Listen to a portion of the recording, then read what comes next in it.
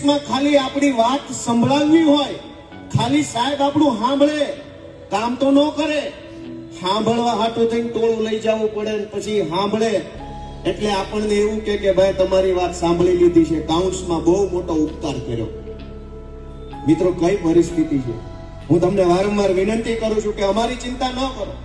ગોપાલ ઇટાલિયા ઉપર બિલકુલ રહેમ ન કરતા, ગોપાલ ઇટાલિયા ઉપર દયા ન ખાતા, પણ તમારા પોતાના ઉપર, પોતાના બાળકો ઉપર, પોતાની માલ મિલકત ઉપર, અધિકારો ઉપર તો થોડીક દયા ખાજો કે આવી હાલતમાં નથી જીવવાનું, આનાથી ઘણું સારું જીવી શકાય.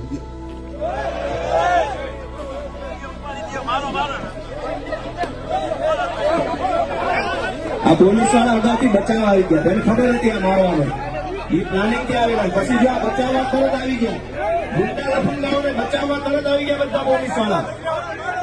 આને બચાવવા માટે જ આવ્યા હતા આ બધા, એને પહેલાથી ખબર હતી આ બધા.